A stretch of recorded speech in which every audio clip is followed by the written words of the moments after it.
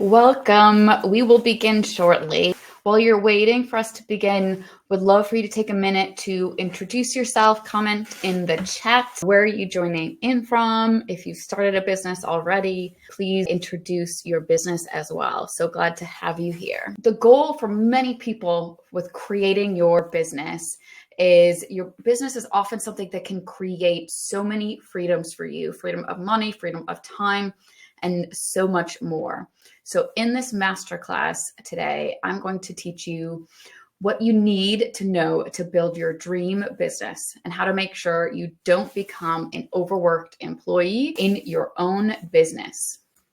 So I'm a non-technical founder myself that started a software business over 13 years ago that has now been used by many Fortune 500 companies, and I'm going to teach you how you can do this too. Today, I'm going to share my secrets to building and growing a successful and profitable business. So don't miss any of these secrets, but so quick introduction about me. I am a 13-year tech founder and CEO of Shoppable, which is now a multi-million-dollar SaaS or software company based in New York City. We've driven over $10 million worth of software sales to many of the largest brands in the world. And we've won multiple awards, including a 2-time Webby Award honoree, as well as an award from L'Oreal, which was been one of our customers as well. And now I am also an entrepreneur coach because I want to help other entrepreneurs just like you. On a personal level, I am now a wife and a mom of 2, all things that have transpired over the years that I've had this business. But, I never want anyone to compare where I'm at 13 years into my business with where you're starting today, because it didn't start there. I've been on this journey for quite a while, but I've got the secrets for you to make it go a lot faster than it did for me. And again, I want you to remember that if I can do it, so can you. Secret number 1, problem solution. So there's a really key thing you need to think about when you're fine-tuning your idea. So every successful business is going to solve a problem. I want you to make sure you have identified that core problem with as many details as possible and then go a little bit deeper. And I want you to make sure that your product addresses how you will uniquely solve it. I want to find out, is this idea a feature, a product, or a business?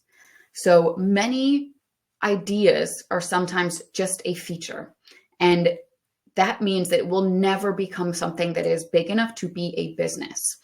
And that's really important. It doesn't mean that you can't move forward with your idea, but if your idea is something that is really a feature that can be attached on to someone else's business in almost in an instantaneous way, then you want to go back to the drawing board. It doesn't mean, again, you have to move away from that idea, but stay on the drawing board with that for a little bit and think, how do I make this bigger? How do I take that feature or product that I have today and make it bigger? And make sure you're doing this as early on in your business process as possible. It's going to save you a ton of time. Secret number 2, your ideal customer profile.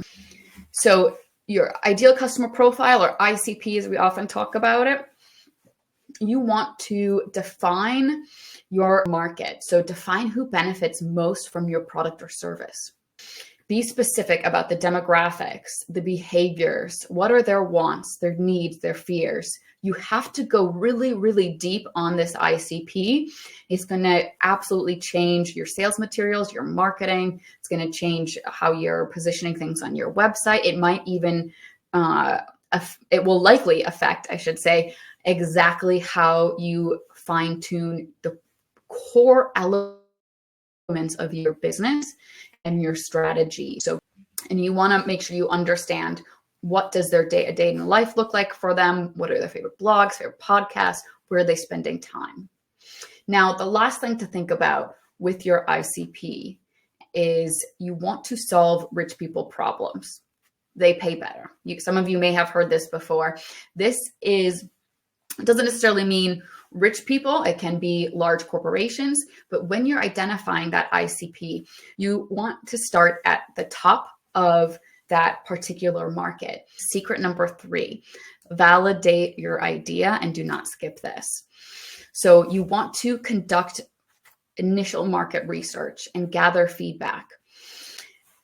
Part of your idea is likely wrong, but here's the problem. You're not going to know which part until you do enough research and get out there talking to people. You want to talk with your ICP as much as possible. Get in person with these people, conduct interviews with them, and ask them as many questions as you possibly can. And ideally target people that can be possible early adopters. One thing that I did at Shoppable when I was first starting, our ICP were the largest publishers in the US. That's who we were focusing on. So I took my idea. I did not have a launched technology product yet, but I took my idea and my PowerPoint and I went to Condé Nast, I went to Hearst, I went to Time Inc., I went to Hachette, went to all the big publishers in person. And I took my idea and I asked them a bunch of questions before I told them what that idea, the details of the idea. And I wanted to make sure I understood how are they currently dealing with the challenge that I was planning on solving. And I asked as many questions as I could to gather that information and research and help me perfect my idea and my product, as well as that ICP.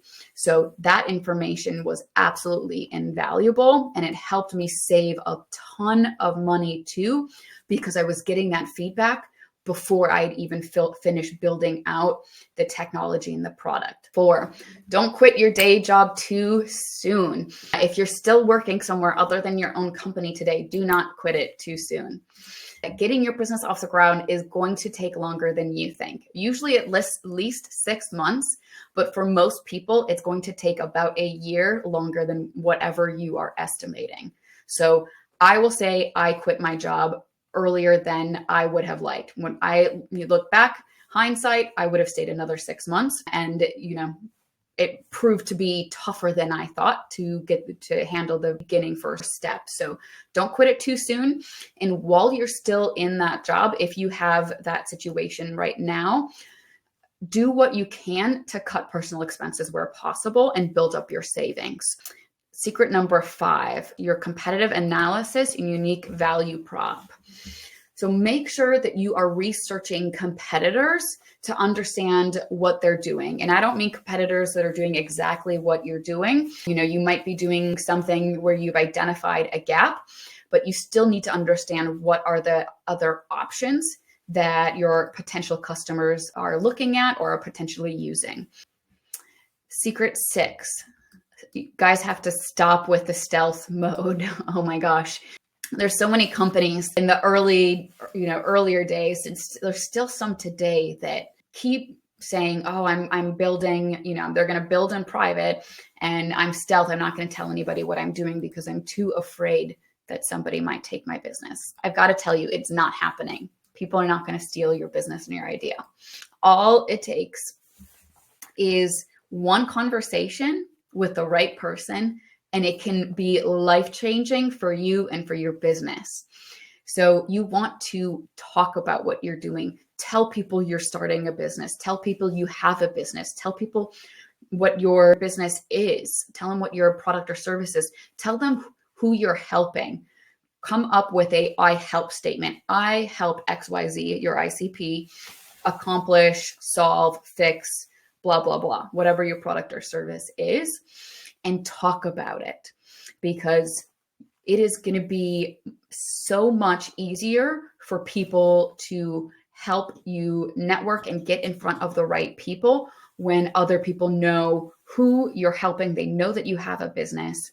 And when you are building in private, you can guarantee you're not getting help. You can guarantee every interaction you have is not going to benefit you because you're not telling anybody about it. So keep that in mind. And I will tell you guys that some of the random people that I met after moving to New York changed the business. Now, moving into the next secret, your founder vision. I want each of you to get clarity on your vision. Now, you probably have at least a rough idea, but you have to get absolute clarity on where you want to go, because if you don't, you get in an airplane and you don't have a destination, a clear destination to put in your GPS, you won't arrive. It's guaranteed. You're not going to arrive there, right? So you have to get super clear on your vision and envision what success looks like for your business at scale. Secret 8, polish and protect.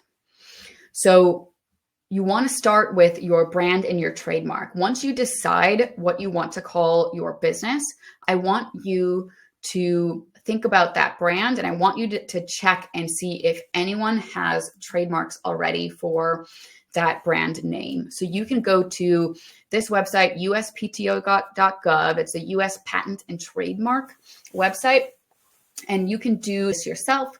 You don't have to be an attorney, although you can have an attorney do it for you too, but you can do a trademark search, type in your brand name, and you can see if anyone else already has that. Professionalism matters. This is something that's so simple, but I do see people screw it up all the time. And some of these things just boggle my mind. But so I know for some people, you're probably like, this stuff is, this is really simple, but it's better said than not done. So obviously secure a brand website domain that reflects your brand. Make sure it's easy to spell and easy to remember. My favorite tool to do this is to test it at a networking event. So you go out to a networking event, you telling people I'm, founder and CEO of Shoppable or whatever your company name is, and then talk for a little while and then ask them, hey, do you remember the name of my company? And pause and give them a minute, see if they can recall your brand name or not. Do that a few times, and it just will give you a data point on, is it memorable? Because you want to, if you are launching a digital business, you want a name that is memorable so that people can find you. And that's a good trick to do it. Now, the second one is the one that I see people skipping over quite a bit. You have to take the time to set up a professional business email. You should not ever use a Gmail email address or .edu. Even if your .edu is, a top school, you should not use that .edu. It just makes you look not serious. It makes you look not committed, and it's not professional. And this is going to stop you from securing partnerships. It's going to stop you from getting responses to your emails. It's going to stop you from getting sales. All these things that are critical to the success of your business, because people are going to see that Gmail address and they're going to think you're spam, or you're not that committed. You're not that serious. So it's super easy. You don't need to be technical to set it up, but take the time to do it. And it does not cost much at all to do it. Lastly, don't forget about you. Make sure that you're presenting yourself well. And you know what, I don't think I need to dwell on that. I think all you guys know what that means. So secret number 9, co-founders and contractors. So anyone that works for your business and does work for you guys, and this can include someone that is a friend, a family member. It can be someone you've known a long time, a neighbor. Doesn't matter who is doing work for you. And whether it's paid or not, you want to have an assignment of invention agreement with them. And that essentially, and I'm not a lawyer, but that essentially assigns the intellectual property rights of whatever they're doing to your company. Other steps for long-term success with your partners and potential other employees, just make sure that you are securing legal protection and putting in place the right agreements amongst your co-founders if you're going that step. I didn't have a co-founder myself. I am a sole founder, but if you do go that step, make sure that you have the paperwork in place. And just make sure that your goals are aligned, as well as the last one, which is super important, that you want to create some sort of vesting schedule to ensure that if anyone walks away from the business, that they are not taking a chunk of equity with them, because you don't want to be in a situation where your co-founder is able to leave, doesn't have to do any more work, but they still have, 30% of the business or 50% of the business or whatever part you decided to land on. Secret 10, build only the MVP. So if you're not familiar with the term MVP, the MVP means minimum viable product. This is the simplest version of a product that includes just enough features to satisfy your early adopters and gather feedback. So again, when you're building your product, you're going to have so many ideas, especially if you go through that vision exercise of like, where do I want this to ultimately go? So you need to create a nice to have list or a V2 for the future, and make sure that you're focusing only on what you need to have for that first minimum viable product. It's going to help keep your costs down and help you figure out what exactly are the key features that you need to be able to create value for those early adopters. So secret 11, your business model and pricing. You're going to need to have a plan for profitability. So establish a clear business model. I want you to model out various options within a spreadsheet. So the easiest way to do this is kind of you want to set an idea of possible pricing and pricing strategies. And then I want you to set that goal. I set a goal, what you think you could potentially hit on an annual basis for, let's say, the next 5 years. Secret number 12, pre-sell. Pre-selling is essentially selling your product or service before you are ready to deliver it.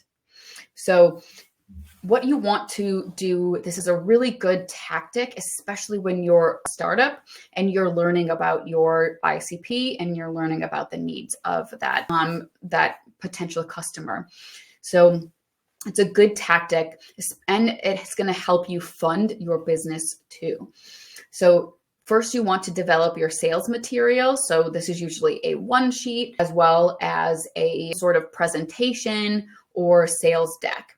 And this is something that you can use to initially target your customers and gauge early interest. So I mentioned about how I was frequently going into meetings with Condé Nast and Hearst and other publishers. It was me and my PowerPoint. I did not have a built out tool yet. It was me and my PowerPoint. And that's what I used to really start pre-selling my product and validate demand. So step 13, this is about creating credibility in your business. So once you do secure your first customer, you really want to run with it. Like, do not let this go by you without taking advantage of all the things that come with it. Your first customer is going to be the biggest hurdle, but once you have it, things are going to get a lot easier. So when you have one, you want to make sure you're going to their competitors, whether, companies or consumers that fit that same profile, because now you've established, okay, I have this company that is interested in my product or service, and they're willing to pay for it. They're willing to use their time, put their resources towards it. And now you want to find other people like it. If you're selling B2B, companies want to make sure that they are where their consumers are, but they also do not want to have FOMO of missing something that another competitor found. So if you have a situation where you have a particular customer, you can go to their competitors and let them know, hey, I'm already working with one of your two closest competitors. You might not be able to use their names. I would assume that this is something that you would want to make sure that you're involved in too. And use that to set up some of those additional calls that you can too. So secret 14, location, be wherever there is strategically advantageous. Wow, that's a mouthful. So when I moved to New York City, not only dramatically grew my business, but I believe it truly saved it. I say all the time, I would not have had my business had I not moved to New York, because I did not have the connections and the people in my network that I needed to build my business. And Shoppable has an element of a marketplace. So we had to have retailers and brands, and we had to have the publishers and the distribution channels. If we didn't have both of them, we didn't have a business. So it was so important. Secret 15, fast forward advisory board. So this is Alexandra Wilkes Wilson. If you don't know her, she's a serial entrepreneur. She's now an investor as well. She's one of the advisors from Shoppable, one of our early advisors. I've been known her for more than a decade now. And she founded Gilt Group, which was one of the early success stories in the tech space in New York. But the advisory board, and why this is a secret, this is one of my favorite secrets, is an advisory board can really help strengthen one of your weaknesses. So again, one of my weaknesses was I didn't have the contacts that I needed. So I found Alexandra. I didn't know her myself, but I knew she had this business, Gilt Group, and they sold, deals every day at noon for some of the biggest brands and designers. So I knew she knew them. And I thought, if I can just get to her and convince her that my idea is a good one, I can offer her a position on my advisory board and give her equity. And then my ask of her would be that she helps introduce me to brands and retailers. So I found a brunch that she was attending, and I saw that she was going to be a speaker there or something along the lines. And anyway, so I got myself in front of her and was able to meet with her and, of course, get her to accept a position on Shoppable's advisory board. And it absolutely was so beneficial. And I use this over and over again. This tactic, we have an incredible advisory board, and the advisory board helped us get our first customer. So I mentioned Wall Street Journal was our first paying customer. One of our other advisors got me a meeting with the chief revenue officer of the Wall Street Journal. Step 16, stop being an employee in your own business. So if you're really early in the business, this is perfect to learn now. But even if you're in your business and have been in your business for years, you have to remind yourself sometimes that you have to make yourself replaceable. And this is something about shifting from employee to founder and CEO that you need to change, because a lot of times in corporate America, you're kind of taught, I need to be irreplaceable so that this company, needs me around so that you don't get laid off. But when you start your own business, it actually becomes the opposite. Thank you guys. Thank you all for your time today.